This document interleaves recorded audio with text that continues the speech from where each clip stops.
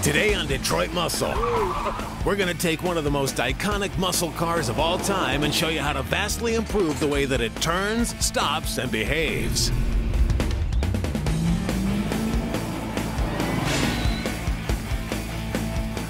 We put our project cars on hold today to lend a hand to this, one of the most popular machines of the muscle car era.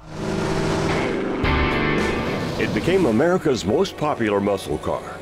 After its debut in 1964, Chevelle had a 4-generation, 11-year run on American asphalt. The SS was Chevrolet's contender in the mid-size muscle car wars, and quickly became a regular series of its own. Since GM sold so many during the production run, Chevelles are still plentiful and relatively affordable for competition on the autocross, the road course, and the drag strip. Or just as a fun weekend cruise machine with great muscle car looks that never went out of style. Now the 72 Chevelle that we're going to be working on is actually a pretty darn nice car, with good looks to go with it. It's powered by a 406 stroker that's got plenty enough giddy up to push it down the road. But this car isn't perfect either. You know, after driving some modern vehicles, that you get kind of comfortable with all the conveniences.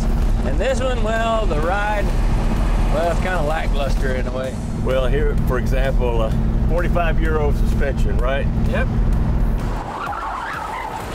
Definitely has some body roll. Man. You know, you're gonna make me put my arm around you if you don't stop. Let's stop. So, we know we want to improve the handling on this old girl. Now, let's check the stopping power. Whoa! Those aren't the faces of someone riding with good brakes. It stops kind of like a freight train. Well, after my ordeal with riding around with Joe, we knew that this car's lackluster suspension and brakes could use a few upgrades. So the first thing that we did was get it back in the shop so that we could turn this good car into a great one with just a little bit of effort. Lucky for Tom, all those upgrades were easy to come by. We went to Original Parts Group for everything we need to bring the braking and handling of that old car up to snuff. That is, after we tear down everything up front. First up is getting the old brake calipers off. Then the dust cap for the spindle needs to be removed so that we can get to the castle nut that holds the rotor on. There's a lot of old grease in here. We'll wipe it off for now so it doesn't get all over the place. Then the shock can be unbolted and pulled out from the bottom of the lower control arm. Then we can begin taking apart the steering. After the tie rod is disconnected from the steering arm, we'll disconnect the center link from the steering box.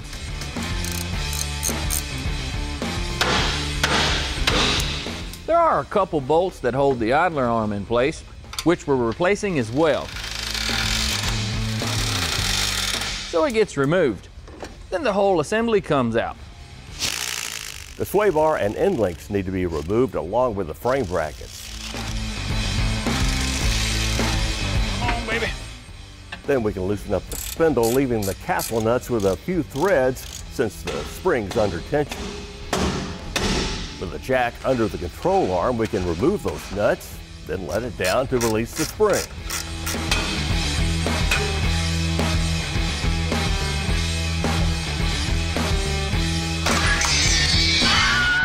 All right, guys, with the springs out, I'm gonna go ahead and remove the upper and lower control arms on both sides. And while I do that, y'all go see Joe. He's got something he wants to show you. Yep, and here it is. What is it? It's a twist-in spring spacer. Now, they're used to create height, or in the case of cars like our Chevelle, prevent worn-out springs from collapsing under load. In fact, because this one is so weak and worn, it will probably have the same ride height as our 1-inch drop spring. When inspecting control arm bushings, it's very common to find them with some form of dry rot, but what you don't want to see is them like this. This one's completely worn out, and when they get this bad, where you're going to have a knock or crunch in the front end, you're going to have some sloppy driving, and probably your tires are going to wear funny.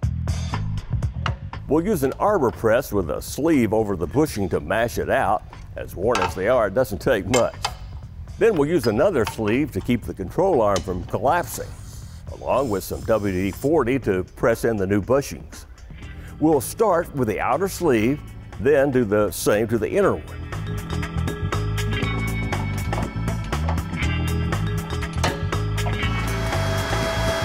On the ball joints, we'll press them out normally, then flip the control arm over and press in the new ones.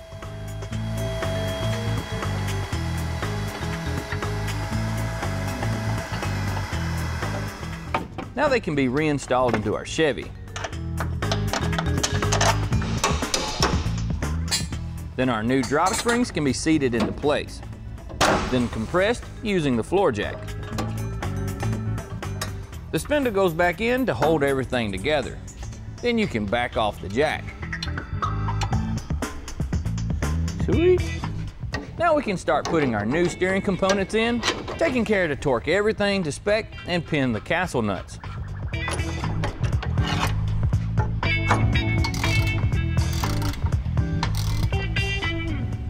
Then the new Bilstein shock goes into its home.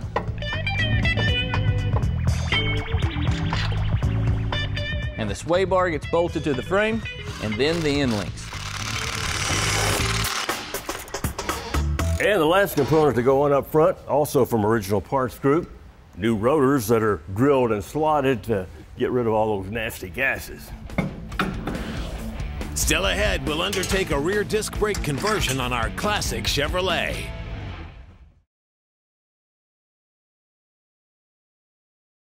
Well, we're moving on with more upgrades for this Chevelle. In fact, next up, rear brakes. In '72, you could get two different options. You could get the four-wheel drums or the front disc. Now we think at this point in time, well, it's just as good as any to go ahead and upgrade the rear. Well, Original Parts Group has just the thing to make that upgrade happen. It's this complete deluxe conversion kit with everything from brackets to brake lines, all the hardware you need, of course, new rotors, and new calipers and brake pads. The next couple of steps to installing this brake upgrade is we got to get the backing plate out, got to get the axle out, and to do all that, we've got to take the cover off and drop them little bitty C-clips out that hold everything in place. No big deal, it's just really messy. The first thing to go is the disc cover, which is just a matter of a few bolts, along with a lot of gear oil. Then there's a bolt that holds this pin in place that retains the C-clips on the axles. With it out, spin the diff until you can access the clips, push the axles in, and use a magnet to catch the clips. Now the axles can slide out nice and easy.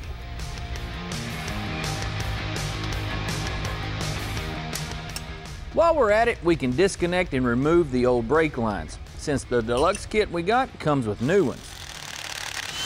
Then pull off the old backing plate with the stock drum brakes. Our upgrade kit comes with new studs, which are longer to accommodate the new setup. If your studs are already the same length, you can skip this step. Otherwise, you'll want to press in these new ones.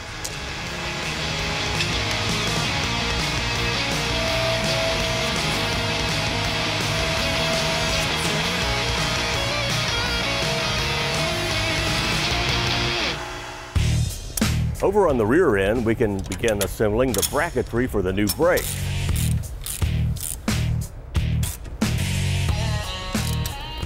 Now, before we install anything else, consider this. This axle seal here is easily disturbed when you remove axles and put them back in. It's rubber and no telling when it's been replaced. So a few bucks for a new one is pretty cheap insurance. A pry bar makes short work of removing this old one.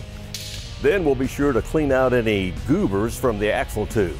And then tap in the new seal, nice and easy.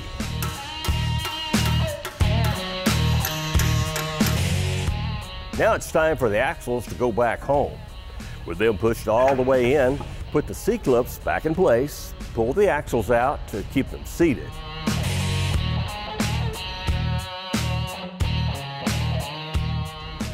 Then reinstall the pin and bolt that hold everything together.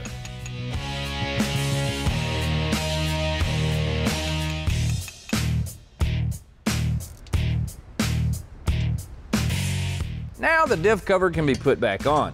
Careful not to over tighten it and kill your gasket. Then those shiny new rotors can be placed onto the hub, along with the new calipers and pads.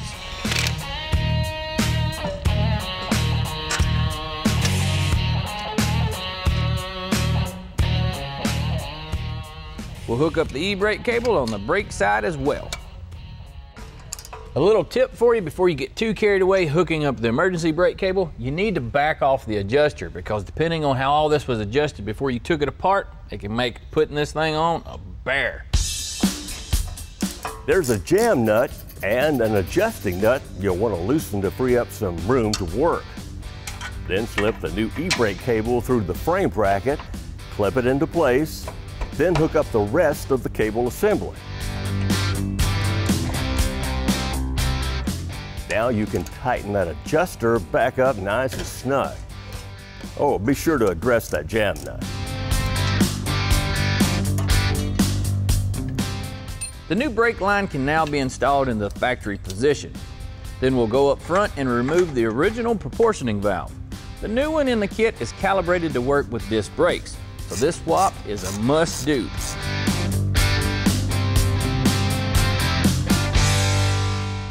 Well, that pretty much does it for our rear conversion, but we still have to bleed the system. And this thing's gonna give us a whole lot more stopping power than what we had before. But we ain't quite done with this old girl yet. Up next, learn about another Chevelle that a lot of people had no idea existed.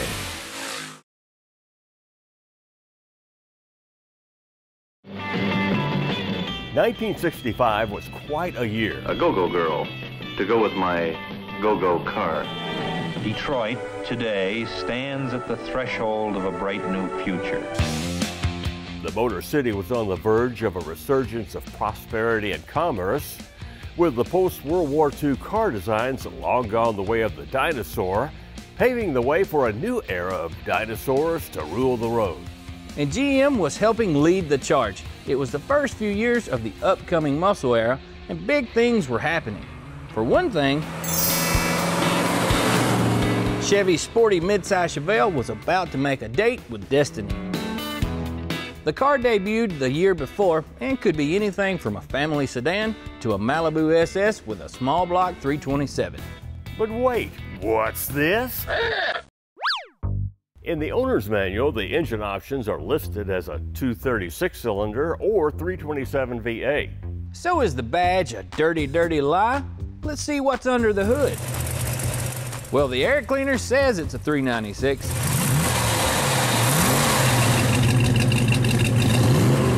And it sure sounds like a big block. And it sure leaves like one.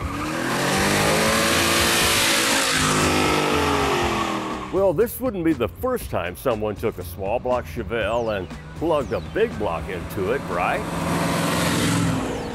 And that's exactly what happened to this car. Except the one who did the engine install was Chevrolet. They had no choice. The Ford boys had begun wedging more and more power into their new Mustang platform in an effort to dominate the consumer performance market. And Pontiac had set the world on fire with their new GTO. Along with Buick, Olds, and the Mopar guys, starting to shove big blocks into everything with wheels. So midway through 65, Chevy went all in with a massive new 396 big block, and the muscle car legend was born. Capable of pounding out 375 horsepower, it could slap a goat upside its head. Known as the Z16 option, it added a whopping $1,500 to the price tag, and production was limited to just 201. See, Chevy was really using it to tease what it had in store for 66. The best way to tell if you're looking at one of the 201 Z16 cars that Chevy produced is this M on the trim tag. No M means no big block for you.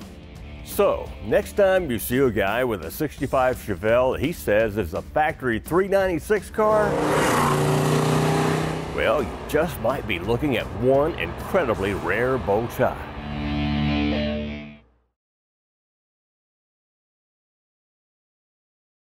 Back in '72, this Chevelle suspension technology, well, it was pretty basic to say the least. And after 40 plus years of being on the road, well, the performance and handling of this thing, well, it ain't what it used to be. So we're going to finish our suspension upgrades with something that'll complement what we did up front. Original Parts Group also sent us these Bilstein Performance shocks that are self-adjusting for better body control. And they have that monotube design that means they're stronger and long-lasting. Now, we could go with 1 or 2-inch drop springs, but since we're not trying to put the car down in the weeds, we're going to go with the 1-inch springs. Now, it won't change the ride height much, but it will make a difference in handling. First thing to go, those old shocks. Somebody put air shocks in here at some point, so we'll just rip that stuff right out. Then we'll lower the rear end down with a screw jack to allow access to the spring. The new ones go right up into place, then we can crank the rear end back up. Now we can put the new shocks in, sans the airlines, of course. Since this wasn't a factory SS car, it didn't come with the rear sway bar. Installing this one that we got from Original Parts Group will make a huge difference in the body roll on this old Chevy. We'll drill out the rear suspension arms, put the provided sleeves in the channels, and then bolt it all together.